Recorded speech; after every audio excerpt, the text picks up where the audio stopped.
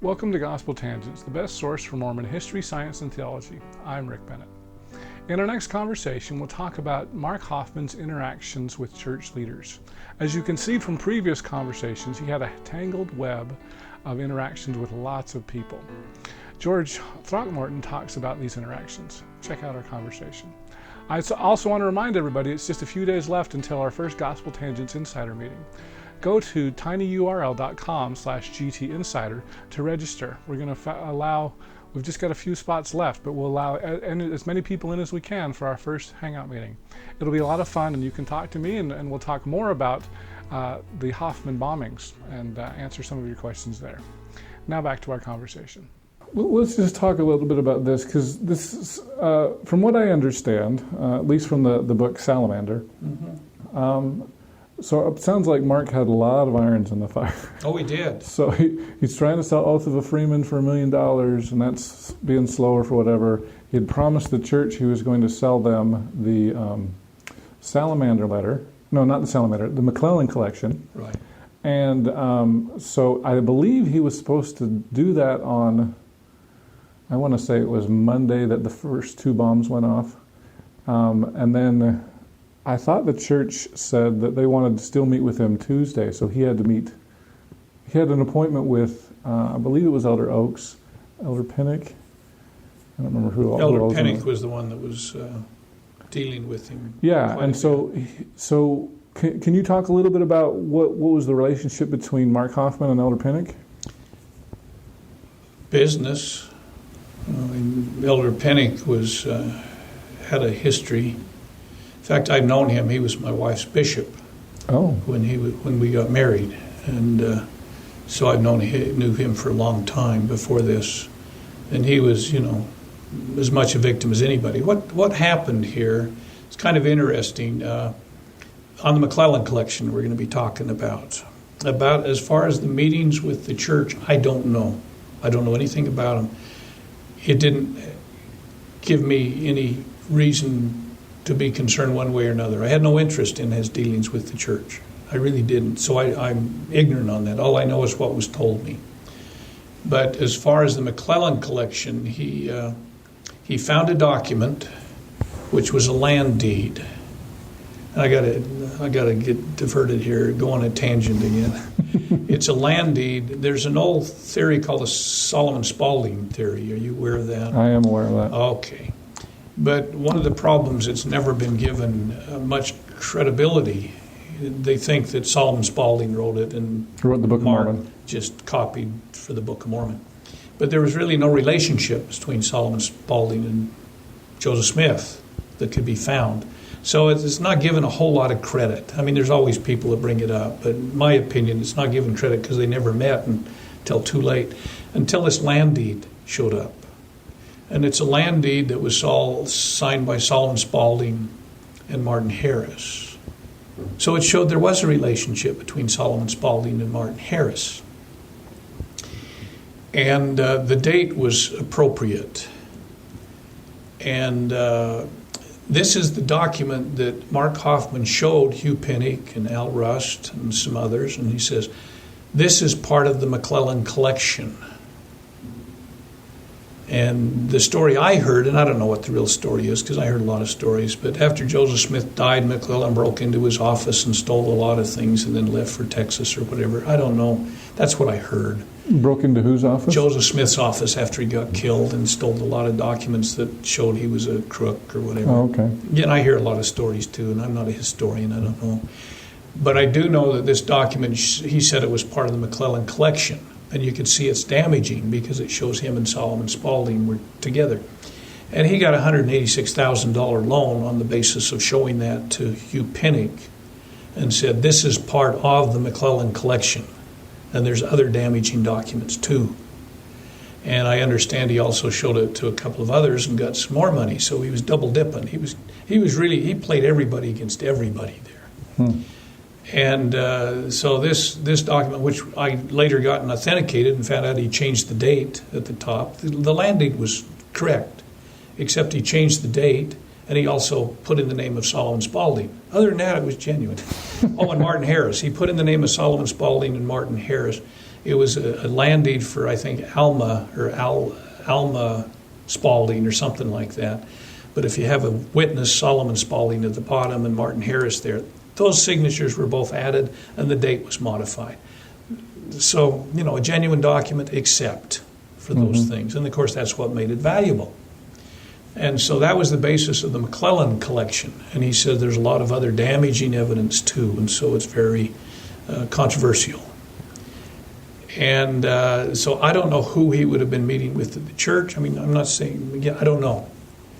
But I do know that was it. Now, later on the McLellin collection, I found, when I went through the room down in the basement of the police department when I first entered the case, I found a whole box full of documents signed by McMillan. Not McLellin, but McMillan. And I just read through them, and they're historical documents from 1800. And he had a lot of these things. I don't know whether they were valuable. I don't know who McMillan was or anything else. But all he would have had to have done would be to change 2 letters, and it would now be the McLellin collection instead of the McMillan collection. And that's something that he did. So I could see a work in progress. I mean, the missing 116 pages, he'd been working on that for 2 years. And he did a whole lot of research on that, from syntax analysis and so forth and et cetera. He was ready to go. He knew the names of the books and had a picture of how big they were and stuff like that. He had so many irons in the fire. I think that was his trip up. It was so easy for him to make money, he just kept doing it more and more and more, and he couldn't keep everything straight. So I'm not sure on that meeting with the church. Anyway. Yeah, and just for the people who are listening to this, from what I understand was he had a meeting because he'd gotten a big loan from that Hugh Pinnock had authorized at First Interstate Bank, and then the loan came due and he hadn't paid it back. So the church was putting a lot of pressure on him. I know Kurt Bench said that Mark was very hard to get a hold of. And so Steve Christensen had come and said, hey, you're going to be in a lot of trouble with the church if you don't pay this loan, and that sort of thing. So it sounds like there was a lot of financial pressures. He's got these pressures from the Oath of the Freeman. He's getting pressures from McLellin because he hasn't delivered. Apparently this farmer. Sounds like it's a multi... Well, he was getting a lot of... Ironically, he went down to see Brent Ashworth on Sunday, and Brent was chewing him out because one of his checks bounced. So he wrote him out another check, which also bounced. Oh, my goodness. But see, that's Mark. He didn't care because nobody ever physically assaulted him. The church isn't going to send out the Danites to kill him. Porter Rockwell's not around anymore. And, they can threaten him and all that other stuff. It didn't matter. But he is getting pressure.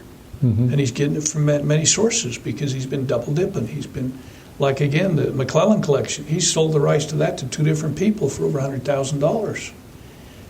So a lot of pressure. But then when somebody hits him, that's the cork off the bottle. It suddenly explodes. He's not going to take any more. And it all happened within that period of time, yes. Okay. So Brent was giving him a lot of grief. Steve was giving him some grief. Al Rust was giving him some grief. I mean, the church was giving him some grief. This 3x5 card, was that kind of a hit list? Well, that's what we suspect. We found that in his belongings. He never addressed it. That was totally speculation on our part.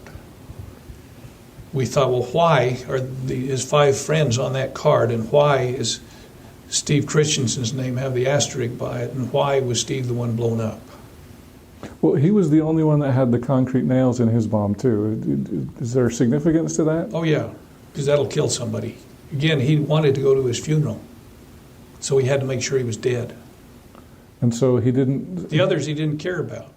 He was just fine with injuring them, although I guess Kathy died anyway. But. Well, yeah, she died, but again, he didn't care whether she picked it up or anybody picked it up. If they would have seen the package in the driveway, which was by the car, and if they would have called the police, and the police would have come up and says, boy, you're lucky. You've got a bomb here. It would have still given the link between the two for the police to follow up on the investigation. Unfortunately, she picked it up. And that's what caused the bomb. And with Brent Ashworth, again, it's a bomb. It doesn't matter whether he kills him or not. It's an excuse for him to go into hiding. So the motives have changed a little bit. And so he called this farmer that same day of the bombs and said, I got to go to a funeral, or?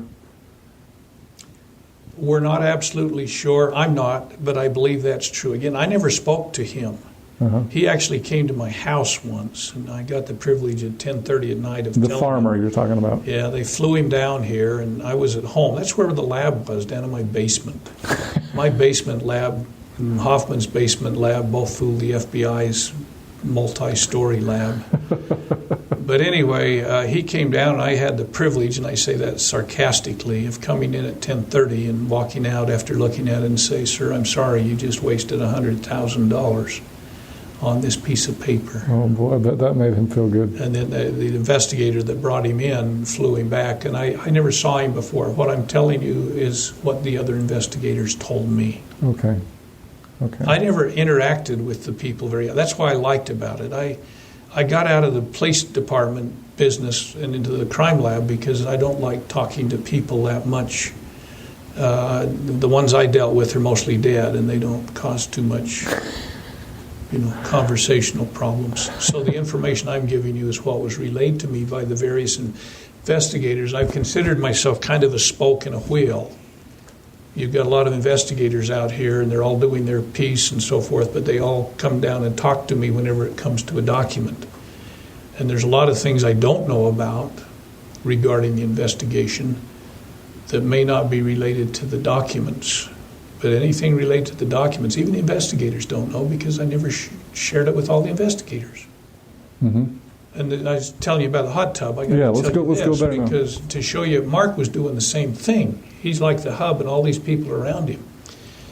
We was talking to one of the people that said Mark had a hot tub, and he invited people over at times to get in the hot tub with their wives or whatever. I don't know, but they was telling us that one time, they knew that Mark knew President Hinckley because they were in the hot tub and the phone rang, and Mark got out and went over and talked on the phone for about 10 minutes and come over and said, that was President Hinckley. He was just calling me about some stuff.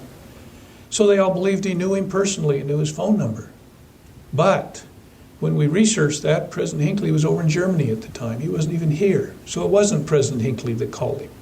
And when we talked to President Hinckley, he made the comment, he says, oh yeah, I know him. I've seen him a couple of times, but I don't know anything about him. It wasn't until after the investigation people started talking to him. He learned more about Mark Hofmann after the bombings than he knew beforehand. Oh, wow. But Mark had everybody believe that he knew him personally and had his private number and all this other stuff. Wow. And that's the way he talked to each one of the people. And if you talk to the people, they'll each have their own theory. And they'll think that Mark was telling the truth. We had one of the people that told us that he found the salamander letter, and he was threatened, and he was on the verge of being arrested when he finally said, oh no, I didn't find it, Mark did. And in fact, he was telling us the truth, but all he knew was what Mark told him. And he believed him. Everybody believes Mark. Wow. He was a good con artist. Yes, he was excellent at it. I hope you enjoyed our conversation with George Throckmorton. In our next and final conversation with George, we'll talk about why Mark didn't get the death penalty. Politics. It has always intrigued me, the amount of politics that takes place in everything. Criminal investigations are the same thing. I hope you enjoyed that short clip from our next interview. If you'd like to hear the entire interview uncut, please go to our patreon.com/gospeltangents and subscribe for just $5 a month. If you'd like a transcript of this, please click the yellow subscribe button at gospeltangents.com, and I'll send you this and all future transcripts. Also, if you'd like a paperback like we've got here, those are available at our website at amazon.com. Just do a search for Gospel Tangents. Please get all updates at our Facebook page at facebook.com/gospeltangents. We're also on Twitter at Gospel Tangents. You can also get transcripts individually at our website, gospeltangents.com/shop. Finally, make sure that you subscribe on our Apple Podcast page. Just do a quick search for Gospel Tangents there and give us a 5-star review while you're at it. Thanks again for listening. Your support helps create more Mormon history classes and podcasts such as this, and so I really appreciate you listening. please share with your friends. Click here to subscribe, here for a transcript, and over here you'll see some more of our great videos. Thanks again.